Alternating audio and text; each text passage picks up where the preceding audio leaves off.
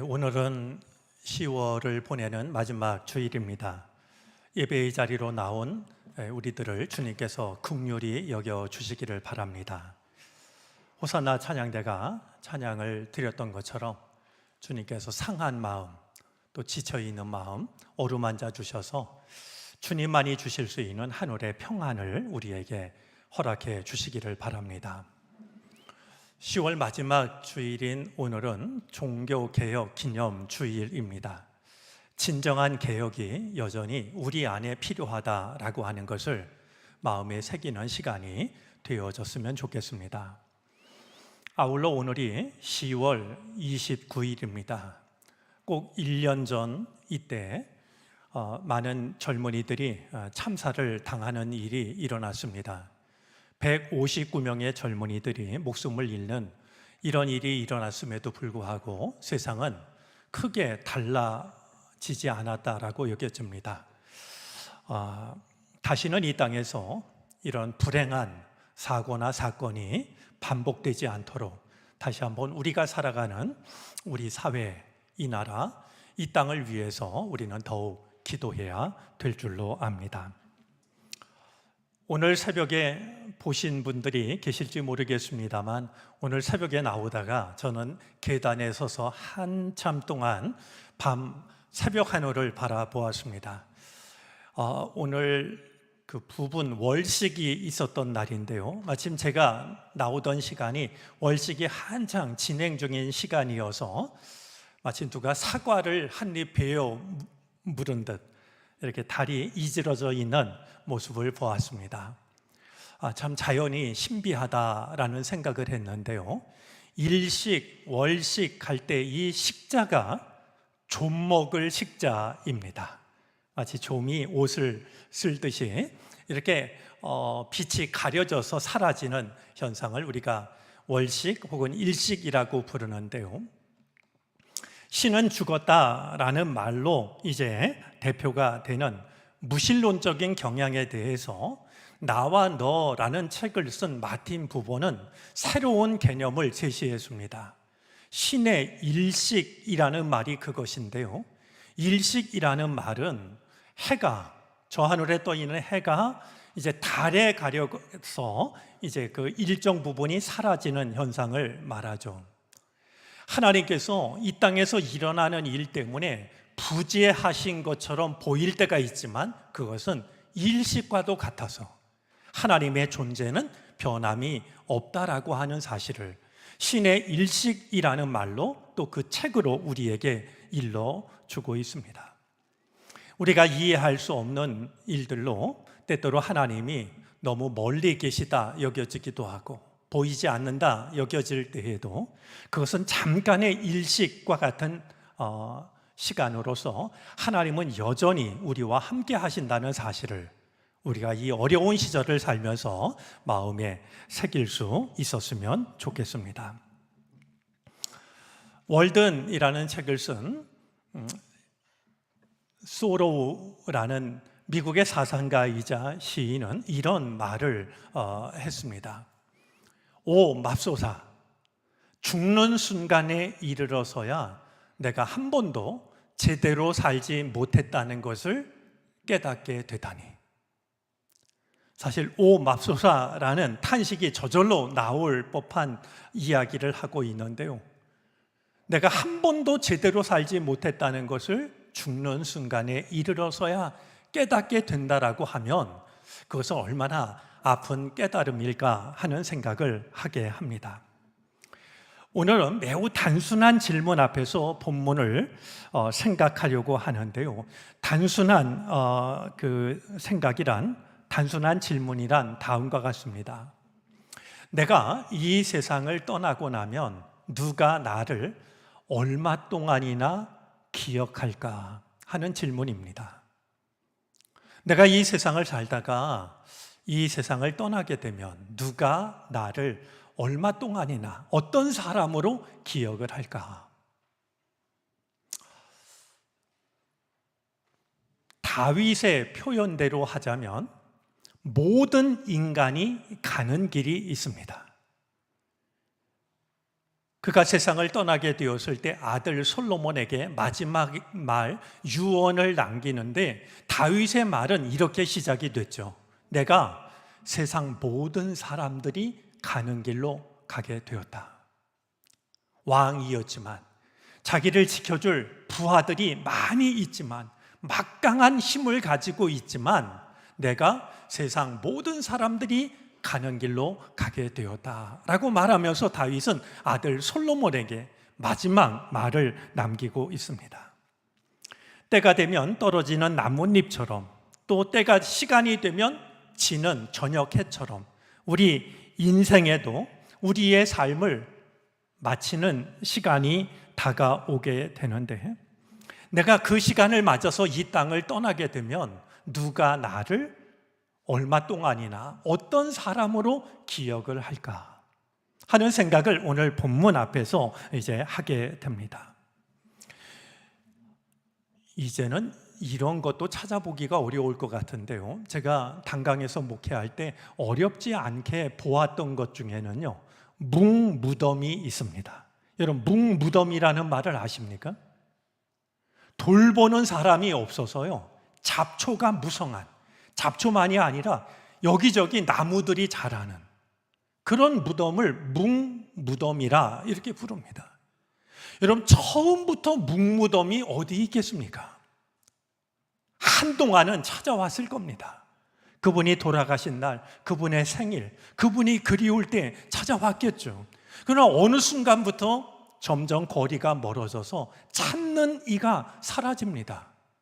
그러면 이제 풀이 아무리 돋아나도 깎아주는 사람 없고요, 어디서 날아온 씨앗인지 나무가 자라도 나무를 잘라주는 사람이 없습니다. 과연 나는 어떨까? 머지않아 주님께서 나를 부르시고 나면 나는 누군가의 마음속에 얼마나 오랫동안 어떤 사람으로 기억이 될까? 이런 생각을 오늘 본문 앞에서 함께 나누려고 합니다. 오늘 우리에게 주어진 성서일과 본문은 로마서가 되는데요, 우리 신약 성경 안에서 바울 서신이 꽤 여러 개가 담겨져 있습니다. 로마서는 당연히 바울 서신 중에 하나입니다. 바울은 당시에 세상의 끝이라고 여겨졌던 서바나, 오늘날로 말하면 스페인입니다. 그 스페인에 가서 복음을 전하기를 원했고 스페인으로 가기 위해서는 로마를 거쳐 가야 된다라고 생각을 하고 있었습니다. 아직 한 번도 방문한 적이 없었기 때문에 바울은 편지를 써서 로마를 방문하게 될 내가 누구인지, 내가 가지고 있는 신앙은 어떤 것인지를 써나가기 시작을 했는데 바로 그것이 우리가 가지고 있는 로마서가 되는 겁니다.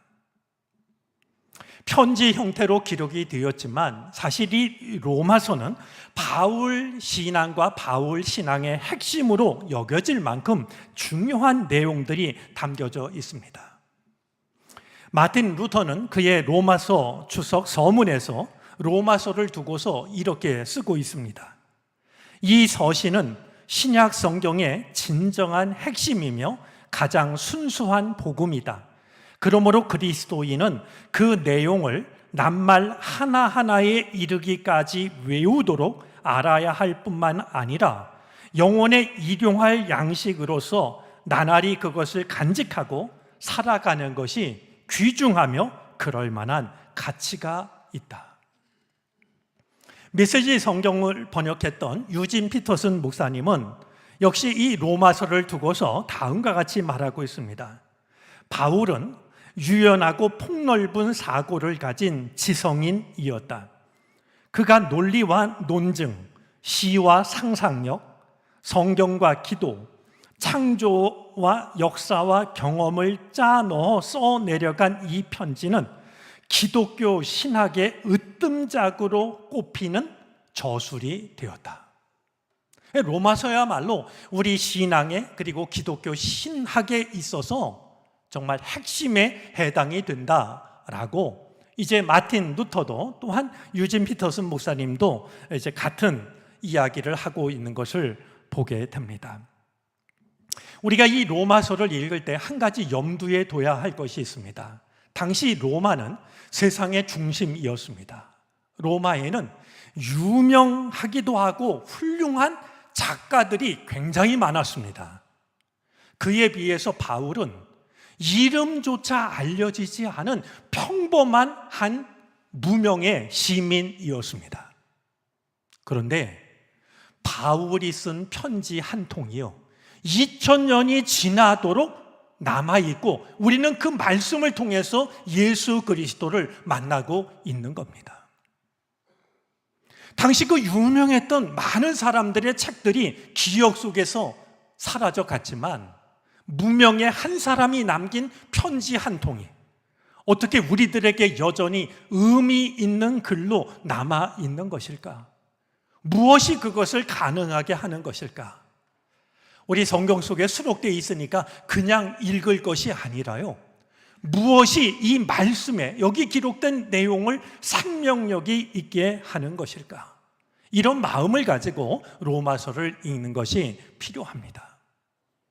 우리가 좋은 계절 가을을 보내고 있는데요, 우리가 읽을 책이 많이 있겠지만 가능하다면 우리 이제 내년부터 사용하기로 한 새번역 성경으로 로마서를 읽으면서 우리에게 새롭게 다가오는 은혜의 말씀 아래에다가 밑줄을 긋고 그 말씀을 묵상하는 것도 의미 있는 일이라고 여겨집니다.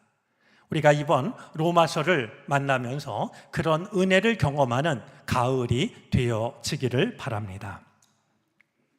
자, 오늘 우리가 나누려고 하는 말씀은 로마서 16장입니다. 사실 이 로마서 안에 워낙 중요한 말씀이 많이 있어서 로마서 말씀을 나누면서 16장을 선택하는 일은 좀 이상하기도 하고 드문 일일 거라고 여겨집니다. 이제 이 바울은 아직 로마를 방문한 적도 없고 당연히 로마에 있는 교회도 바울에 의해서 세워진 교회가 아닙니다. 그럼에도 불구하고 이 바울은 로마에 살고 있는 적지 않은 사람들에게 감사의 인사를 전해달라고 마지막 로마서를 마치면서 인사말을 적고 있습니다. 이제 오늘 이 인사말이 적힌 16장을 생각하려고 하는 데에는요, 오늘 말씀을 시작하면서 이야기한 그 내용과 무관하지가 않습니다. 오늘 이 바울의 인사말을 통해서 이 말씀이, 이 인사말이 우리 인생에 전하고 있는, 우리 믿음에 전하고 있는 그것은 무엇일까 하는 것을 생각해 보고 싶기 때문입니다. 오늘 인사말을 담은 이 본문 앞에서 먼저 하고 싶은 생각은, 나는 나를 기억하는 사람들에게 어떤 사람으로 남게 될까 하는 생각입니다. 나는 나를 알고 있는, 나를 기억하는 사람들에게 어떤 사람으로 남게 될까? 여러분, 오늘 본문 속에는요 26명의 이름이 등장을 합니다. 그 중에 남자가 17명이고 여자가 9명입니다. 그리스식 이름을 가진 사람은 모두 16명이고 라틴식 이름은 7명이고 히브리식 이름은 2명입니다. 영향력 있었던 사람이 있었는가 하면 노예 신분에서 벗어난 사람 혹은 그들의 자녀라고 여겨지는 이들도 있습니다. 브리스길라와 아굴라처럼 성경 다른 곳에서도 얼마든지 그 이름을 만날 수 있는 사람도 있지만 사실 이 26명 중에는요 성경 다른 곳에서는 어디에서도 이름을 만난 적이 없는, 성경에 오직 이곳에만 기록이 되어져 있는 사람들이 대부분입니다. 이처럼 다양한 사람들, 다양한 이름들이 등장하는데요, 사도 바울은 로마 교회에 편지를 써서 보내면서 그들 이름 하나하나를 열거하면서 그들에게 내 고마운 마음을 전해 주십시오, 인사말을 전하고 있는 겁니다. 성서학자들에 의하면 지금 이 로마서를 쓸 때에는 이 바울이 복음을 전하기 시작한 지 약 25년쯤 되었을 것으로 생각을 합니다. 25년 동안 복음을 전하면서 사도 바울이 고마운 사람이 한둘이 아닌데, 아직 한 번도 가보지 못한 로마에도 꼭 인사말을 전하고 싶은 사람들이 있었던 것이었습니다. 사실 우리 본문 속에는요, 우리가 그냥 지나칠 수 없는 사람들이 있습니다. 바울과 교회를 힘들게 했던 그런 사람들도 있었는데요, 17절과 18절이 그것을 담고 있습니다. 그들은 분열과 악행을 일으켰던 사람들입니다. 그런데 바울은 아마 교회의 평안을 생각했겠죠. 그들이 한 일은 기록하고 있지만 누가 그 일을 했는지 이름은 따로 기록을 하지 않고 있습니다. 분명히 바울과 교회를 힘들게 했던 사람들이 있는데 바울은 그들의 이름을 따로 기록하지 않고 있는 것을 보면 오늘 16장에 기록된 이 이름들이 더욱더 소중한 의미로 다가오는 것을 우리는 경험할 수가 있습니다. 과연 오늘 로마서 16장을 읽으면서 오늘 우리들은 어떠할까? 나를 알고 있는 사람들은 나를 어떤 사람으로 기억할까? 나를 오늘 16장에 기록된 우리가 알지 못하는 이런 많은 사람들처럼 누군가 나를 두고 고마운 사람으로 기억을 할까?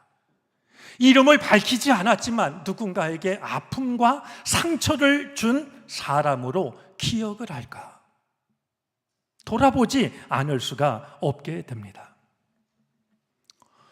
제가 이야기를 몇 번 했습니다만 5년 전 저는 우리나라 그 허리가 잘린 DMZ를 따라서 DMZ를 따라서 10하루 동안 그 길을 걸은 적이 있습니다.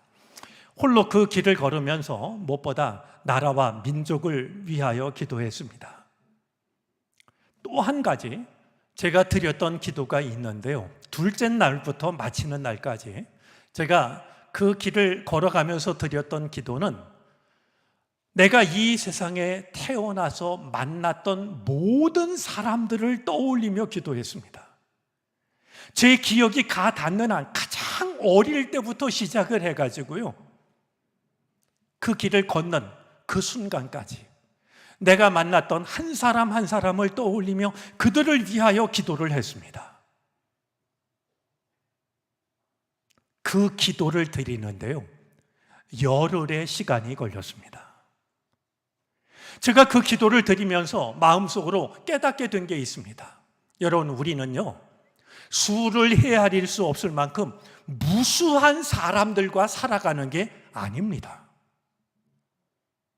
열흘이면 기도할 수 있는, 정해진 사람들과 만나고 관계를 맺고 살아가는 것이지요, 뭐 그들을 떠올리는데 몇 년이 걸리는 거 아니고 몇 달이 걸리는 거 아니었습니다. 그렇다고 한다면 우리가 무한한 사람들과 사는 것이 아니라 열흘 정도 떠올리면 기도할 수 있는 그 정도의 사람들과 살아가는 것이라고 한다면 우리들의 삶은, 우리가 만나는 사람들은 얼마나 소중한 사람일까 하는 생각을 새롭게 갖게 되었던 것이죠. 바울이 로마에 있는 수많은 사람들 중에서 특별히 고마운 사람으로 떠올렸던 오늘 본문 속의 이 이름들을 대하면서 나는 과연 누군가에게 어떤 사람으로 남게 될까? 두고 잊혀지지 않은 고마운 사람으로 남게 될까? 아픔과 상처를 준 사람으로 남게 될까? 우리 자신을 돌아볼 수 있었으면 좋겠습니다. 자, 또 한 가지 오늘 본문을 통해서 갖게 되는 또 하나의 생각은, 나는 주님을 위해서 무엇을 한 사람으로 기억이 될까 하는 생각입니다. 오늘 본문 속에는 26명의 사람들 이름만 나오는 것이 아닙니다. 그들이 어떤 일을 했는지, 사도 바울에게 어떤 의미로 남아 있는지가 담겨져 있습니다. 말씀을 찬찬히 보면요, 어떤 사람은 바울의 보호자 역할을 합니다. 어떤 사람은 바울과 멍에를 같이 맨 동역자가 되기도 했습니다. 어떤 사람은 바울을 위해서 목숨까지도 내놓았던 사람들이 있었습니다. 어떤 이는 자기의 집을 예배당으로 내놓은 사람도 있었습니다. 사실 요즘은 손님을 내 집에 초대하는 일도 이거 드문 일인데, 어떤 사람은 자기의 집을 예배당으로 내놓은 사람도 있었죠. 바울과 같이 감옥에 갇혔던 사람도 있고, 바울이 어머니처럼 여긴 사람도 있었습니다. 그리스도 안에서 시련을 이겨낸 자도 있었고, 주 안에서 수고한 자도 있고, 아시아에서 그리스도를 처음 믿은 첫 열매가 된 사람도 있었습니다. 그들을 하나하나 생각해 보면은요, 교회와 사도 바울에게 있어서 드러나게 힘이 된 사람도 있고, 조용히 힘을 보탠 사람들도 있습니다. 그들이 했던 역할은 서로 다르지만 한 가지 중요한 공통점을 가지고 있습니다. 그들은 서로 다른 일들을 맡았지만 복음이 퍼져 나가는 일에 동참했던 사람들입니다. 역할은 달랐지만 어떤 사람은 드러나게 참여했고, 어떤 이들은 마음을 보탰고, 이렇게 각각 자신들이 감당했던 일과 감당했던 방법은 달랐지만 복음이 땅끝으로 퍼져가는 일에 마음을 합했던 그런 사람들이었죠. 제가 감신대에 입학한 해가 1978년입니다. 전철을 타고 서울역에 내려서 버스를 타고 냉천동으로 이렇게 이제 학교를 다녔는데요. 당시 서울역에는 아주 작은 기독 서점이 있었습니다. 시간이 되면 서점에 들려서 책도 구경하고, 또 가난한 신학생이다 보니까 용돈을 아껴서 이제 책을 구입하기도 했습니다. 제가 문득 오늘 말씀을 묵상하다가 떠오른 책이 있어서 혹시 그 책이 남아있나 서재를 다 뒤져보니까 마침 그 책이 남아 있었습니다. 제가 1978년에 그 작은 기독 서점에서 구한 책인데요, 제가 여기 가지고 나왔습니다. 제목이 주여 나를 나로부터 자유케 하소서, 이런 책입니다. 궁금해서 찾아봤더니요, 이때 책값이 얼마냐 하면 800원입니다. 800원짜리 책이 있다는 게 참 지금 같으면 믿어지지 않는 그런 일일 텐데요, 여기에 이렇게 빨간색 마크가 붙어 있어서 내가 어떤 글에다가 이걸 붙여놨을까 궁금해서 다시 이제 글을 찾으려고 하다가 열었더니 마침 제가 찾는 글이었습니다. 이 미셀 퀘스트라는 이가 쓴 하나님께 바치는 기도문이 담겨져 있는 책인데요, 원래의 제목은 기도, 생활의 모든 것이 기도가 될 때라는 제목입니다. 자, 그 중에 불록이라는 제목의 그 기도문을 우리가 한번 같이 좀 읽어보도록 하겠습니다. 우리 한번 한 목소리로 읽어 주시겠습니까?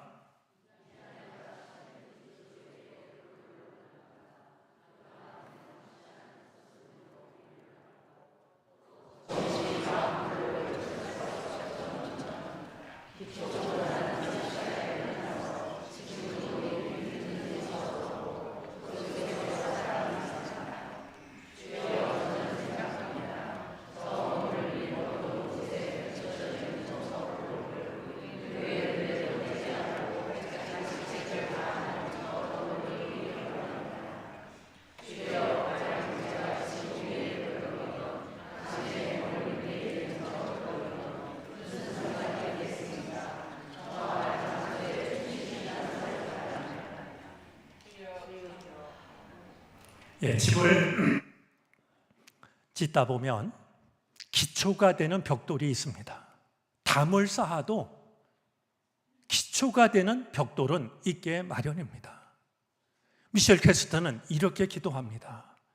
내가 주님을 위해서 저 기초가 되는, 그래서 사람들의 눈에 띄지 않는 벽돌이라면 어떻겠습니까? 내가 어디에 있든 나에게 주어진 직분을 다할 수만 있다면 나는 어디에 있는 벽돌이어도 상관이 없습니다. 참 귀한 마음이 담긴 기도라고 여겨집니다. 우리가 하는 일이 때때로는 사람들에게 눈에 띄고 사람들에게 박수를 받는 일일 수도 있고, 때로는 아무도 모르게 지나가는 그런 일일 때도 있을 겁니다. 하지만 우리에게 주어진 일이 그 어떤 일이라 할지라도 나를 통해서 그리스도에 관한 복음이 전해질 수만 있다라고 하면 그것이 무슨 문제일까? 미셸 캐스터는 짤막한 기도문을 통해서 우리로 하여금 생각하게 합니다. 오늘 말씀과 관련해서 꼭 들려드리고 싶은 서양 동화가 한 가지 있습니다. 벨벳 토끼라는 동화인데요, 새로 들어온 토끼 인형이 아이 침대 머리맡에 있는 이 아이의 오랜 친구인 말 인형에게 몇 가지 질문을 하는 그런 내용입니다. 이 장난감 토끼, 막 들어온 장난감 토끼가 아이의 오랜 친구인 말 인형에게 이렇게 묻죠. 나는 진짜 토끼가 되고 싶어. 진짜는 무엇으로 만들어졌을까? 말이 대답을 합니다. 진짜는 무엇으로 어떻게 만들어졌는가는 아무 상관이 없어. 그건 그냥 저절로 일어나는 일이야. 진짜가 되기 위해서는 많이 아파야 해? 때로는 그래. 하지만 진짜는 아픈 걸 두려워하지 않아. 진짜가 되는 일은 갑자기 일어나는 일이야? 아니면 태엽 감듯이 조금씩 생기는 일이야? 그건 아주 오래 걸리는 일이야. 그럼 진짜가 되려면 어떻게 해야 해? 아이가 진정 너를 사랑하고 너와 함께 놀고 너를 오래 간직하면, 즉 진정한 사랑을 받으면 너는 진짜가 되지. 사랑을 받으려면 어떻게 하면 되지? 자, 마지막 대답입니다. 깨어지기 쉽고 날카로운 모서리를 갖고 있고 또는 너무 비싸서 아주 조심스럽게 다루어야 하는 장난감은 진짜가 될 수 없어. 진짜가 될 즈음에는 대부분 털은 다 빠져버리고 눈도 없어지고 팔다리가 떨어져 아주 남루해 보이지. 하지만 그건 문제되지 않아. 왜냐하면 진짜는 항상 아름다운 거니까.